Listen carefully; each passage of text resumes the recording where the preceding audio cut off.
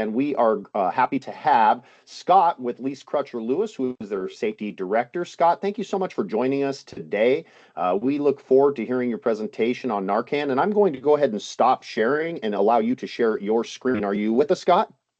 Yes, I am. Thank you, Rhett. And Thank to you make so it much. simpler for everyone to find this information going forward, I'm just going to share the group's website that I started with help from Mandy Kime, Cal Beyer, and numerous others roughly a year and a half ago. So, Scott, I put the link in the chat. okay.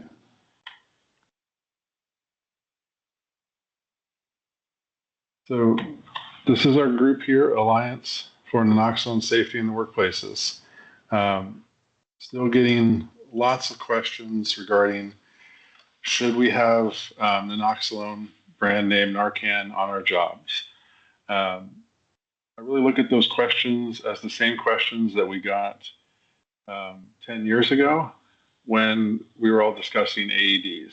Should we have AEDs on our jobs? It's this liability, it's that liability. If you're interested in getting Narcan, you can buy it over the counter at pretty much any grocery store right next to within the pharmacy area. So I wanted to start off with a couple of facts that to get some everyone's attention, and you can, this is the website, answ.org, and one of them, is a person more likely to die of an accidental overdose than a motor vehicle accident. The National Safety Council, for the first time, you're more likely to die of an accidental overdose from opiates than you are driving. So I'm sure that in this week, if not just today, everyone's driven somewhere. So statistically speaking, you're more likely to die of an accidental overdose than you are driving your vehicle. So really want to let that sink in. We have had accidental overdoses that LNI has published, were tracked and have happened on jobs throughout Washington State and throughout the entire country that OSHA's also published. So I won't go frequently asked question by frequently asked question, but I urge people to take a look at these frequently asked questions. So one of the other common ones that we get is, how long has Narcan been available? It's been available since the Vietnam War. So it's been tried and used for a very long time. Can you overdose on Narcan? Theoretically, but not in reality. You would somehow have to intravenously inject. The lethality of Narcan overdose is about the same as water toxicity. So someone my size would have to take about 5 liters of it intravenously. So pretty much impossible. So there's lots of effects. You can buy it over the counter. So what I also want to get into, though, is we have this thing in safety where a little bit of fear on policy, because unfortunately a lot of us have to deal with the legal side of things too. So how do I train my people? Do I have a policy? There is policies in fillable formats here and in Word documents that you can take and modify and to use. There's also training that you can use these flyers here, or you can use PowerPoints, videos, and if you see the SCORM files and you're wondering what that little fun part is, if your company has a learning management system, the file type that gets pulled into that is called SCORM files. So another part I always know with safety is we have a concern about, oh, I don't want to be the first one to jump in and do this because, I don't want to be the first in this. I wanted to point out that we have some of the companies here that I'll show quickly that are in the top 25 largest construction companies in the U.S. We also have numerous groups, such as the AGC of Washington, the AGC of Missouri, the Laborers Union, Graham Company, uh, operators, numerous other folks. And then in our area, the AGC award winners, Excel Pacific, also Corsmo, and other folks have started to use these policies, procedures, and training and rolled out the naloxone across all of their job sites to keep their crews safe. You can also look at numerous videos that are online that the Agency of America has also posted. But what I really wanted to just bring with this is that there's a whole discussion that thankfully has changed over the years regarding naloxone and overdoses. I know I've seen who's on this call. I know that a couple of you have had overdoses on your projects.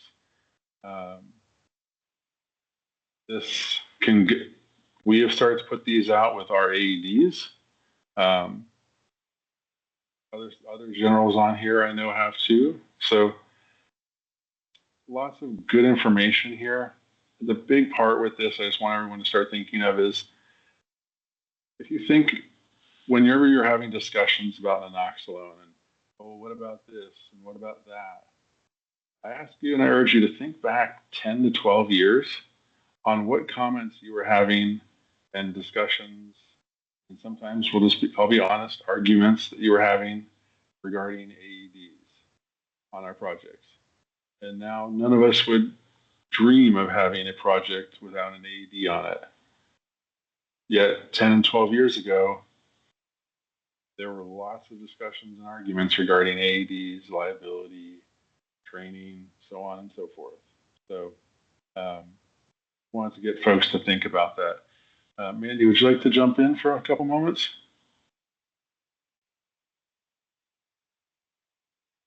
Sure. So I think hopefully you guys can hear me okay. I think that one of the advantages of ANSW that really can't be overlooked is the FAQ section. There's just so much time and effort has been put into the FAQs to make sure that for those of you, like Scott was saying, for those of you that have AEDs and whatever, and you might be getting pushback. In fact, I just met with another group in Oregon yesterday to highlight the need for a Narcan or naloxone program. And they said, oh, well, we weren't going to do it because of liability. When you think about a naloxone program, it's all pro, no con. And you just like AEDs, just like first aid, you're going to be covered by Good Samaritan in all of the Western states for sure. So for those of you that maybe need to have a sales pitch meeting with your leadership in order to carry naloxone on your jobs, this FAQ section can be really, really powerful, and letting them know that, you have this free training, and even sample policy that's all, right there at your fingertips. So you don't have to reinvent the wheel. It's all been done for you, thanks to all of the partners on this effort that put forth the money to host this website and the time and the effort, and our MindForge partners in developing the actual training that you can put into your LMS. So not very often safety things like this are literally handed to you on a silver platter, but that's how critically important this is. And I would just say from a standpoint of those of you that have drug testing programs, you probably are saying, oh, well, we've got a drug testing program, so we don't have an opioid problem. The vast majority of testing panels that people are using today for their drug-free business do not include the drugs that we are seeing as the primary driving force of opioid overdose loss. So that means you're testing, and you probably have people that are, using and you wouldn't know. But also, I think it's really important from a stigma standpoint to acknowledge the fact that there have been a great number of accidental overdoses, meaning this is not a person that is struggling with substance use disorder. This is not a person that is consciously even using a drug. Maybe they're at work and they say, I've got a sore back or I have a headache, and their coworker is like, oh, hey, I've got these pills. And they hand them over, and that worker maybe has a higher tolerance to their prescription and creates an overdose, or they're storing those painkillers next to something that is laced with one of these drugs. So I think we got to get away from the stigma. We've got to understand that naloxone is a life-saving measure. We can worry about whether someone has substance use disorder after we save their life, and we can get them the proper help. But step one is saving their life, and that's what this does. The other thing that I would say, last thing, and then I'll shut up. The way that naloxone works is it interrupts the receptors in your brain, the neural pathways that allow the opioid to stop your heart and stop your lungs. So if you are not in an opioid overdose, it is inert. And somebody asked in the chat, could you be allergic to it? Not likely, but I'm sure someone could be. But again, if you're administering naloxone, you're calling 911 anyway. So they're going to get medical response either way. So thanks, Scott.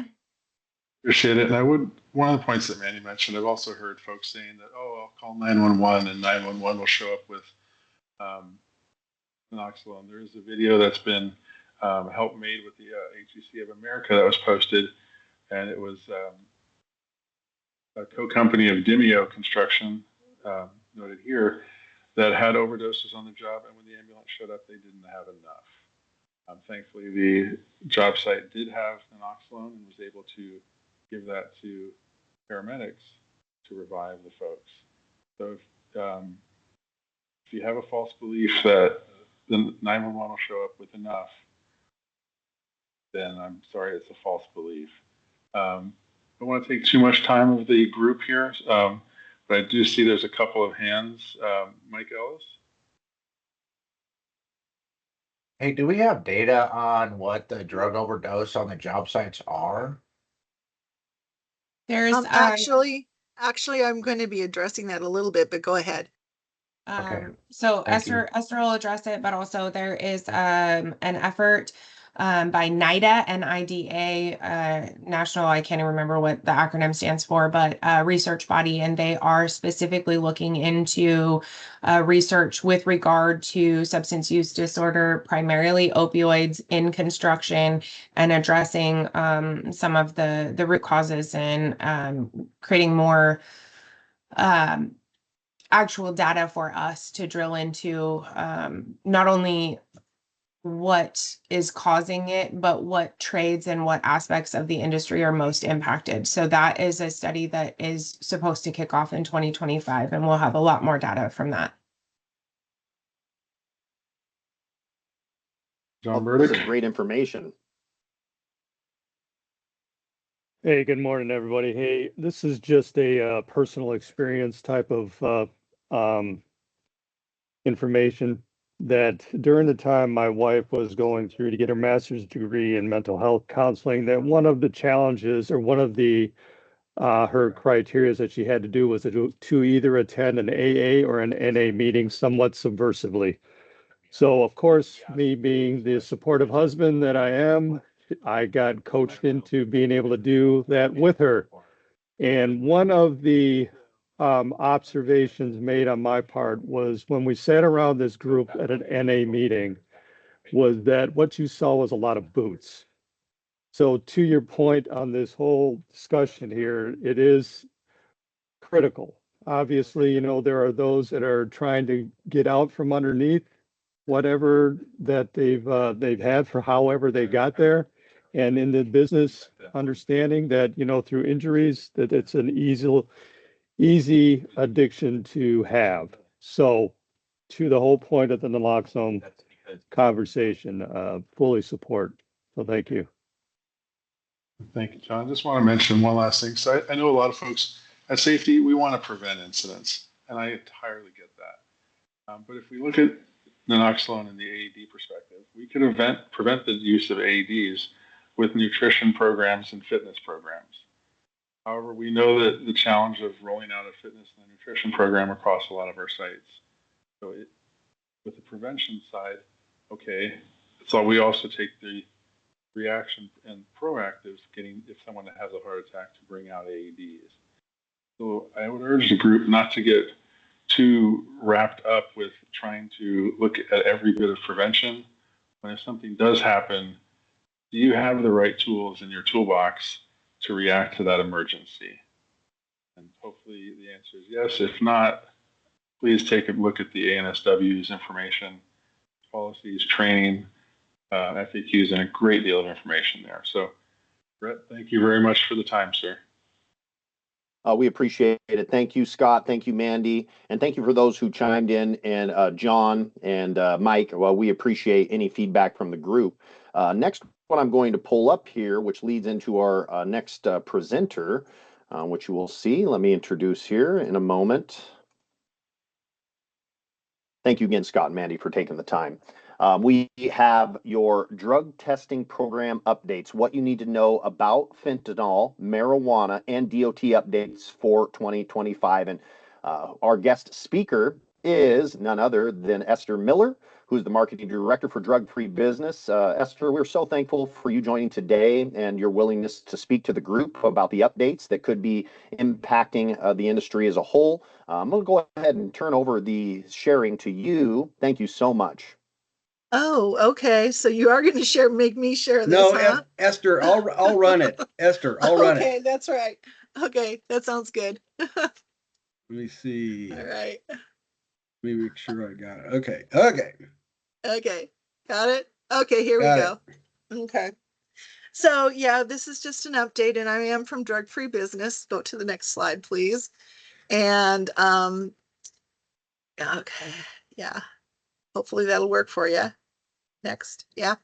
So basically who we are is a nonprofit, and we started in 1988, about the same time the DOT regulations started with Tom Poole as an ex-DEA agent in conjunction with King County and Boeing and Weyerhaeuser. A lot of groups put together a 5% workers rebate program if employers would start doing drug testing, because at that time employers were not. And what they found out is, of course, if you go to the next slide, first of all, being a drug-free business, there are certain requirements. If you have a contract over 100,000, if you have employees under federal DOT, and also WAC has a code to prohibit employers from having alcohol and narcotics in the workplace and prohibit employees for being under the influence. So we have a specific WAC for that. Let's go to the next slide.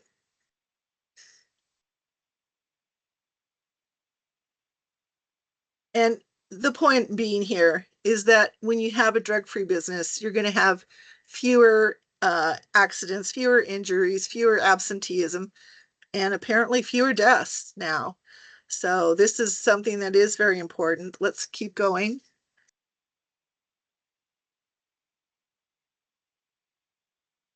And of course, the real reason we want to be drug-free businesses is because of our families. We want every worker to go home every night and make sure that they have a healthy life and they're sharing that with their family. Let's go to the next slide. By the way, let's go back to that slide for just a second. This is a great way to enforce the message at work. You can take your employees, take pictures of this. I got this off of Vistaprint. Yep. And just say, I'm drug-free for my family. Post them around your work site. Who's drug-free? Your workers should be drug-free.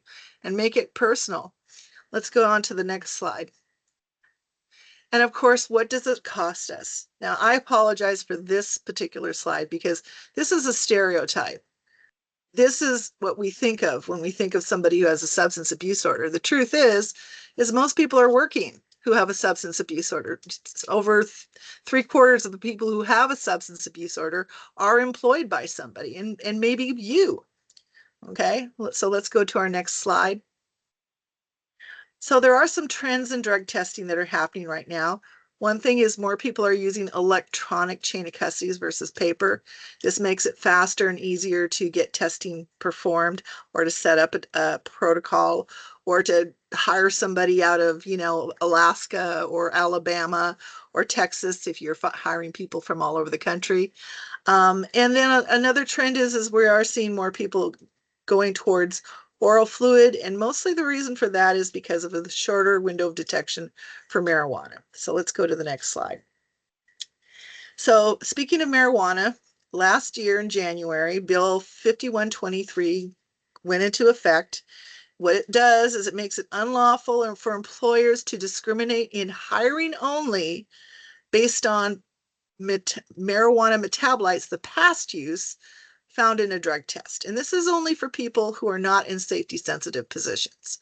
So you may have people in your company that would never be on a job site or may never be in a position where they would have a safety sensitive issue. If you hire those people now, according to Washington state law, you're not supposed to include marijuana in their drug test. But again, this is only for people who are not safety sensitive. And it doesn't apply to any other reason. So you're still required to have a drug-free workplace. You're still required to do reasonable suspicion or post-accident testing if it means that you're going to the resolution of why that post-accident happened. So let's go to the next slide, please. So there are some exemptions. And of course, this means that you can test these workers with urine, with oral fluid, with hair, with any means necessary to do pre-employment or any other drug test in Washington state. And that's police, firefighters, EMT, any job in the airline industry. And I'm speaking strictly from this regulation. So you'll see the link is highlighted. If you get a copy of this presentation, you can go right to the link to the regulation. Federal background screening, people that fall under federal DOT, jobs that are under federal funding or federal contract, and any job considered by the employer, and that's a big, sign right here. It has to be the employer who makes the determination that is a safety sensitive position. So let's go to the next slide. What about medical cannabis? Just for a minute, we just need to reiterate that it is not a prescription. It is just a recommendation, and it is only recommended for certain chronic conditions. So if you have that in your drug testing policy, you need to, really reiterate that that's for medical use only, okay? And that's for your non-DOT folks. Let's go to the next slide. And recreational, of course, is still illegal. There was going to be some hearings. The hearings have been delayed. So they're probably going to happen in April about changing it from a class 1 to a class 3 drug, which would make it a prescribed drug. I don't think that's going to make any difference in the people that sell drugs recreationally, to be honest with you. But prior to 2024, so employers could traditionally choose to test, not test, include it in a panel, exclude it from a panel, or not test at all. But this law actually has kind of put some onus on employers because now it has a safety sensitive definition. So let's go to the safety sensitive definition. So under this law, any job while working impaired could lead to a significant risk of death. That is vague. And it doesn't say whose death. It could be the worker, it could be a coworker, it could be a patient if you're in the medical field, it could be of the public, somebody's, something falls on somebody. But if you didn't test as an employer but should have, now you could be held liable. Think of this. You have a driver, the driver is impaired, the driver runs into somebody, and then not on top of the fact that you've had that liability, you also have this additional liability. You should have known this is a safety sensitive worker. Why? Let's go to the next slide. Because, okay, so again, just a reiteration, you still have to have a drug and alcohol-free workplace. It only applies to people who are not in safety sensitive positions, and you have substantial risk of death. And if you do have a safety sensitive job, you need to include that in your job description, your employment ads, anything you have, safety sensitive, so that it says that yes, you will test for drugs as you wish. Let's go to the next slide. So How do people die on the job? Well, this is from the FACE report, and that's the Fatalities Assessment Report done by the Department of Labor and Industries. And of course, we've been talking about fentanyl. And I was surprised to actually see this on the report. But accidental drug overdose was, again, it was the top reason that people died on the job. Below that was falls and motor vehicle accidents. And in the highest fatalities was transportation and warehousing, followed by construction. So let's go to the next slide. Now just drink that in for a minute.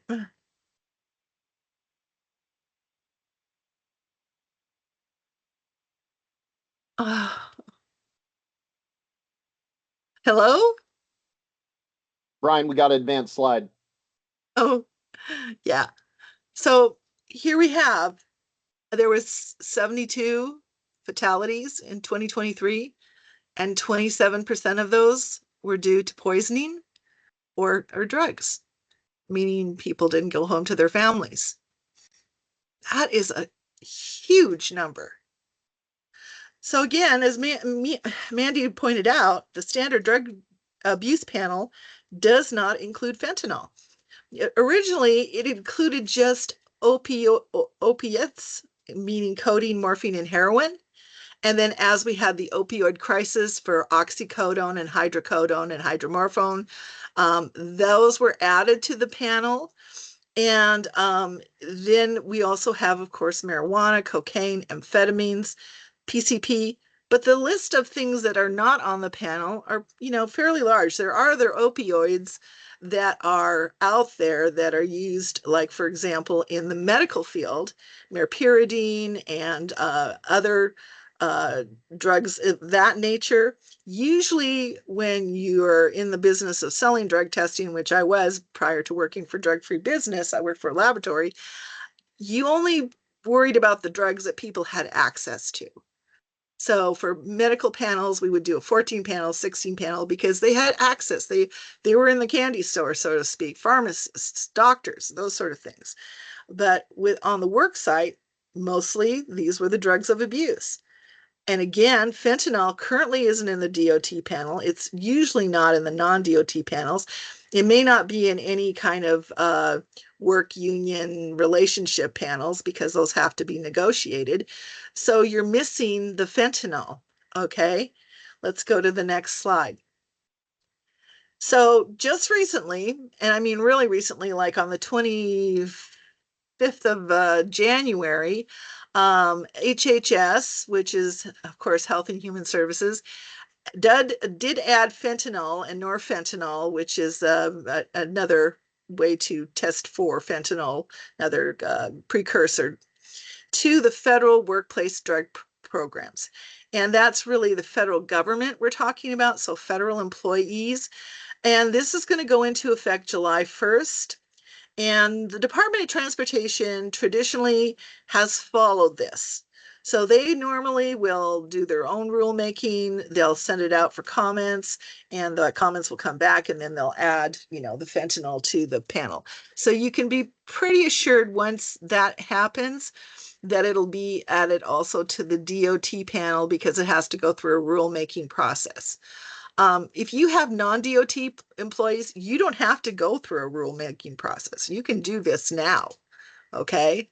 Because the means are available both with urine and oral fluid to test for fentanyl. So let's go to the next slide.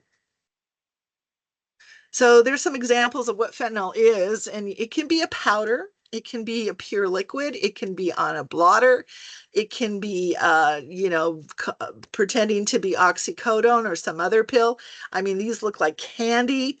And the thing that is, about fentanyl is it takes very, very little of it, extreme minute amount to make a dose. And for that reason, it's cheap.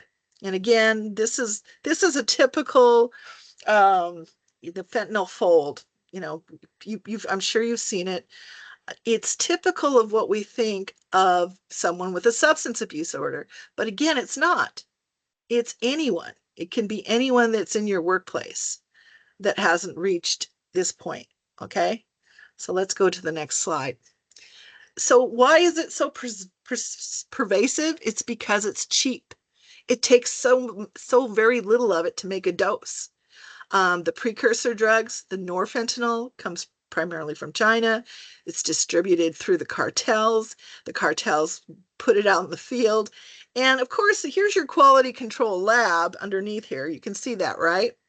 So as they're putting together, you know, their little baggies of meth and heroin and fentanyl and whatever else they're doing, there's a lot of cross contamination. Okay, it's not like Breaking Bad.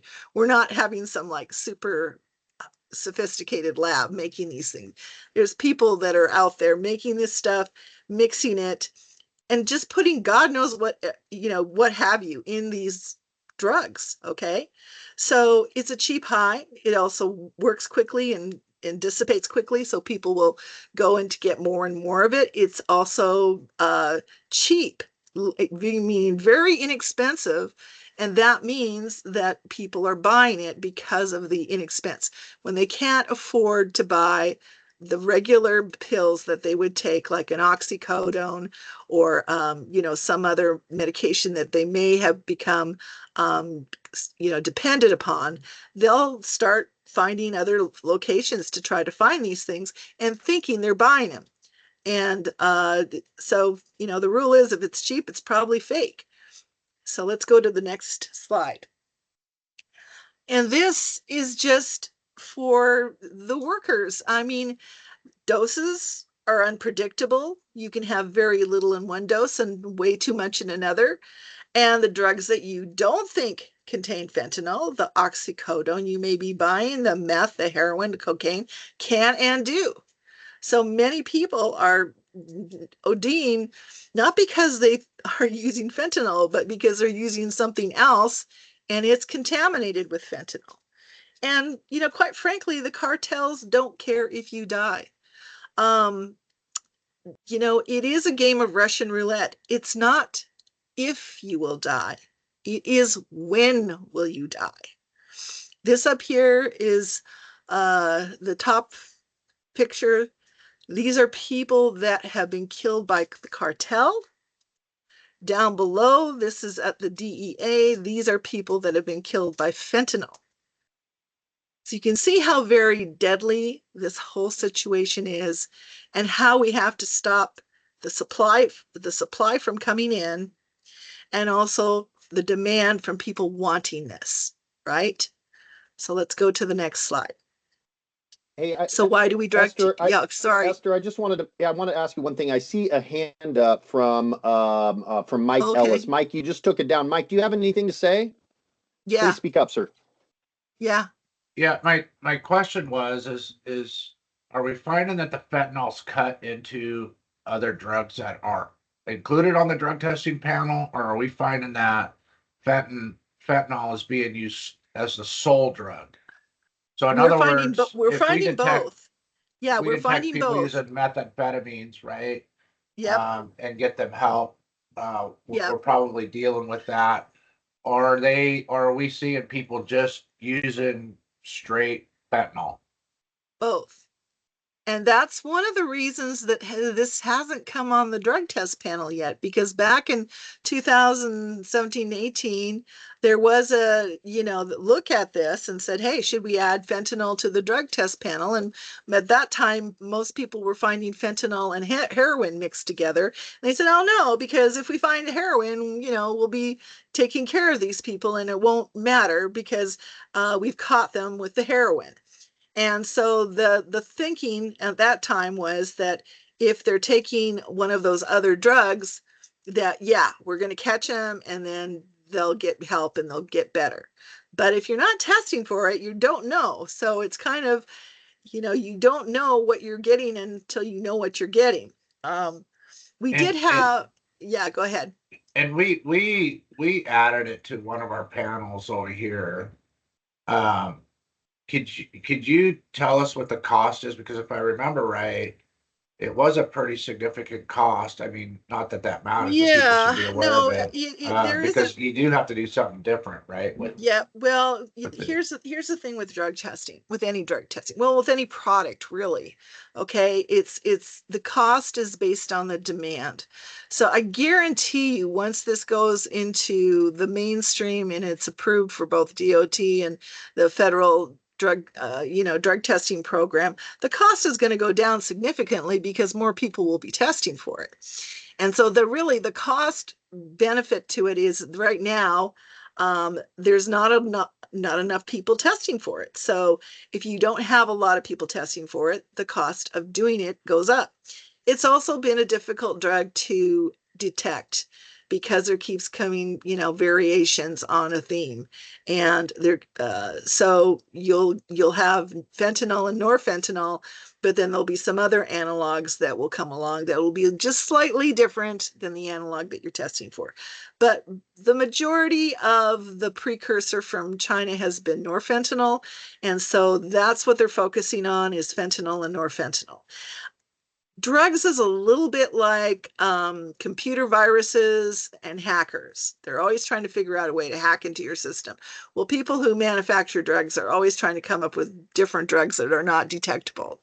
And so, the challenge that laboratories have and employers have is trying to keep current with what's being used out there. But yes, people are using just straight fentanyl, and if they're looking for that.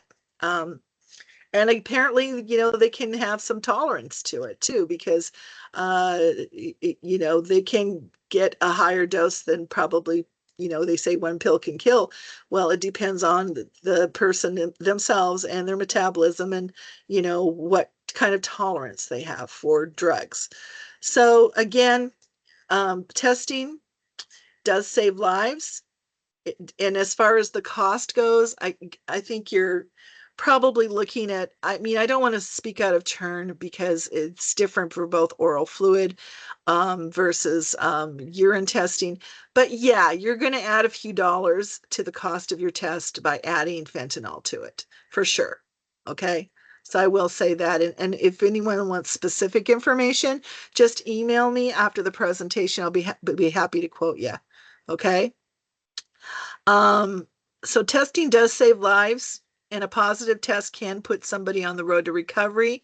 Early intervention is critical because you don't have to reach rock bottom. Yeah. So you don't have to reach rock bottom. And if you don't have it, it's time to add it. So we're almost out of time here. So let's go quickly to the next slide. There's lab-based. Let's just pass right through this quickly. I wanted to get to the other DOT's information, but lab tests are looking for metabolites, and especially in marijuana, your habitual use is going to show up for over 30 days. Let's go to the next slide. And the good news is it's in all 50 states. It's the lowest cost of testing. So if you're doing urine testing, it really is the lowest cost, and it's very reliable standard. Let's go to the next. Alcohol strictly by breath or by a strip that you use that's a DOT approved. Next slide. There is a device now for testing marijuana in your breath. However, this is a lab-based test. This cartridge goes to Quest, and then they have to analyze it. The problem is it's expensive, and there isn't really a way to do a reconfirmation at a second lab if you have a union group and they want to have reconfirmation from a different laboratory for this. So let's go to the next slide.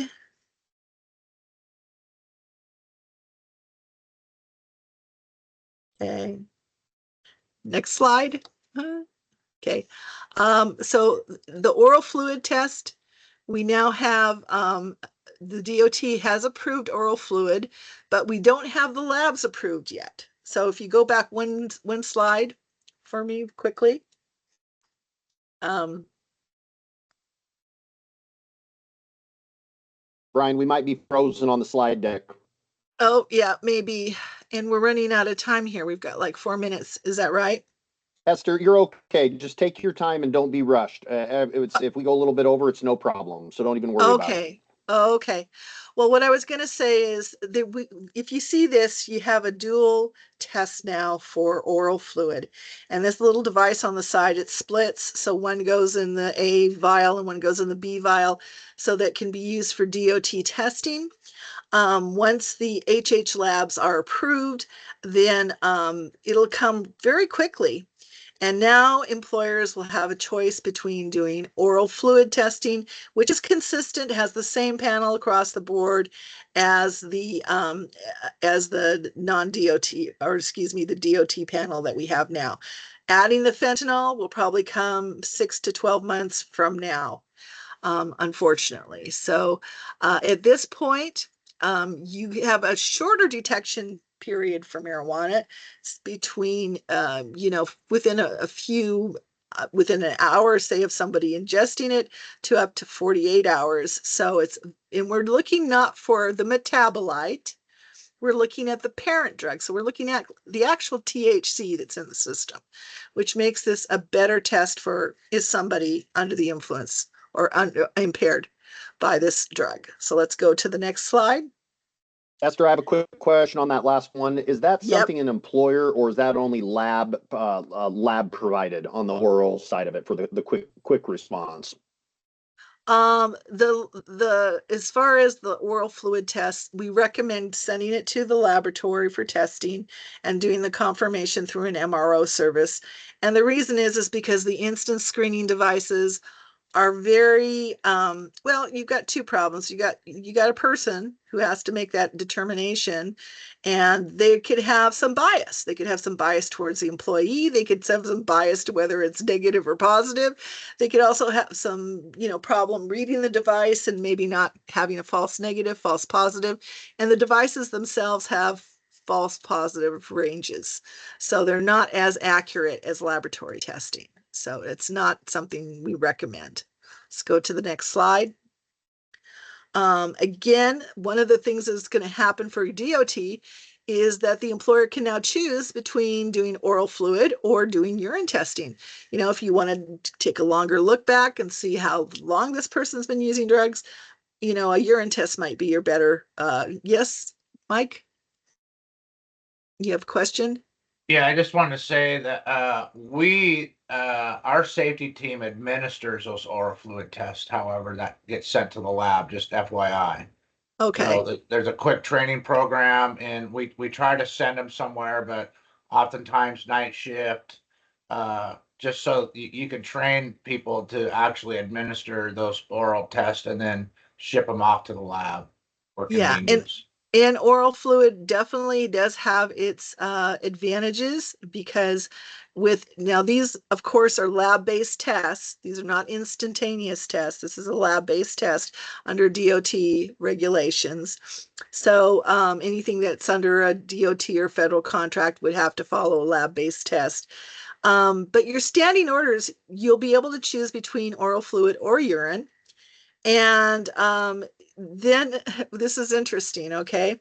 So in the original DOT oral fluid regulation, there was a whole part about if the employee was transgender or non-binary, that your only choice was to use oral fluid. Now, because of our new president, Donald Trump, all of that got redacted. And so it's not even addressed, okay? But if you had an employee in that situation, the good thing about oral fluid is you are directly observing them. So you don't have the situation with a directly observed urine test where you have to have somebody of the same gender observe the test process, right? Okay, let's go to the next slide. And so you can choose between different scenarios. So for example, if your donor cannot provide a urine specimen, you can go to the oral fluid. If your donor has a dry mouth, this is a possibility, there's a dry mouth scenario, you can use urine testing instead, and you can use it for any of your testing reasons. And at this point, collectors are being trained on the DOT procedure, because we anticipate that the DOT labs will be approved sometime this year. So we're waiting for that. Okay. Right now, if you go and you try to get oral fluid testing at a patient service center like Quest or LabCorp, it's hit and miss. Some of these places are ready to go and some of them aren't. Most of the time you have to bring your device with you. And that's another issue with oral fluid testing. The device itself has an expiration date. Okay, let's go to the next slide. So on the type of drug test results you can get, and I just wanted to reiterate these, all of the ones highlighted in the yellow have the same consequences as a positive test. So let's now go to the next slide. The final update I wanted to give you was on the Federal Drug and Alcohol Clearinghouse. So of those of you who are familiar with that, is everybody familiar with the Drug and Alcohol Clearinghouse? Anybody not familiar with that? I'm hearing crickets. I'm assuming you all are, correct? Okay, so Yes. so the final clearinghouse November 18th went into effect. And what this does, it makes it automatic now that once a positive or refusal to test, and sometimes the employer is responsible for putting those refusals to test into the clearinghouse, that is going to automatically go to the Department of Licensing, who will send out a letter to that employee saying, hey, you have had a, positive refusal to test in the clearinghouse, you immediately must stop driving, you're being downgraded. So, and they gives them about 40, in Washington state, they give them about 45 days to cure this. That's going to happen. So you may have employees who immediately will not have a CDL. Okay.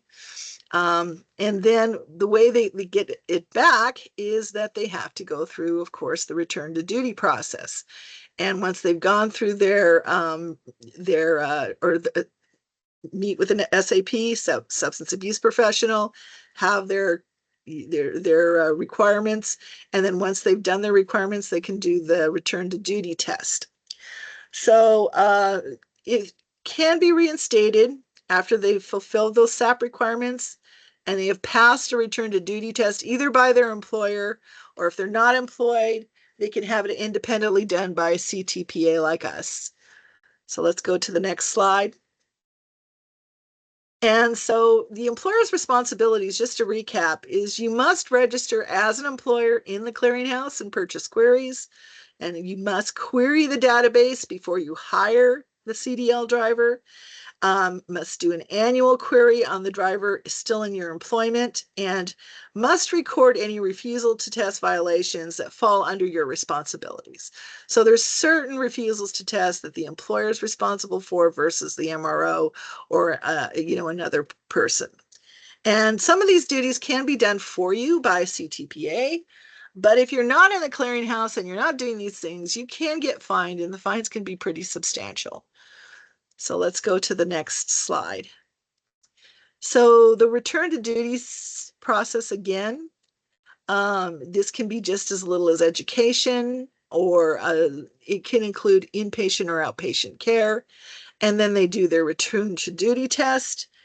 Once it's updated, the Department of Licensing can upgrade their license, and you'll still have a driver who's subject to the DOT follow-up testing and any other provisions in that SAP plan. So if they're supposed to go to 12-step meetings or counseling or outpatient treatment, that's all a part of the requirements and something that you can be audited on by DOT to make sure that the employee has followed up with this.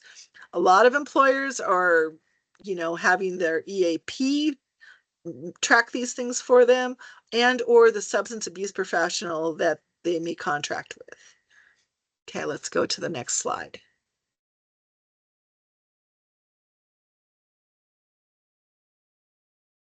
So some final thoughts. I just want you to address who your safety sensitive workers are and your policy. Include this in your job descriptions and hiring practices. Just realize that cannabis regulations and protections are different in all 50 states.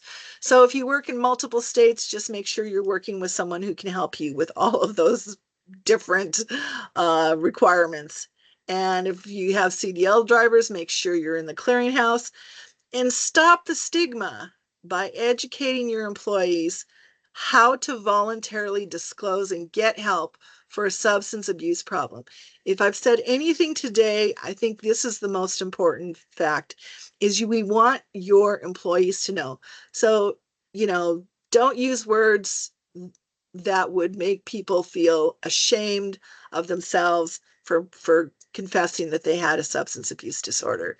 So when you see the people around your work site that are meth heads and, whatever other terminology you might use for someone like that, it might be a worker that hears that and feels like, I can't tell my employer I'm in this situation. And then again, use a SAP or an EAP to help monitor your employees who are in a second chance agreement, and start thinking about adding fentanyl to your drug test policies or oral fluid. And that's all from me. A couple more. So written follow, just make sure you have a written policy, safety sensitive positions, EAP services, and mechanisms in place for reasonable suspicion.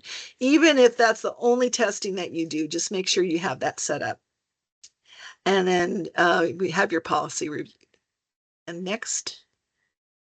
And this is just who we are and what we do. And we've been doing this since 1988. Next slide, please. And the certifications that we adhere to.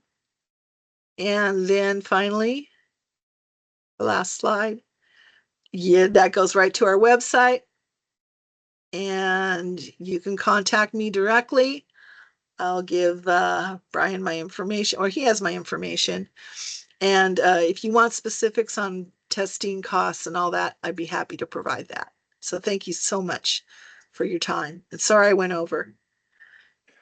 This has just been a great presentation today. What a wealth of knowledge and a ton of different resources that are available from both Mandy and Scott, and also you as well, Esther. Drug Free Business, contact them for any services that they might provide, which is great. Yes, absolutely. I see some chat room thank yous coming in. Great presentation. A lot of talk in the chat room during the presentation, and a lot of advice sent in by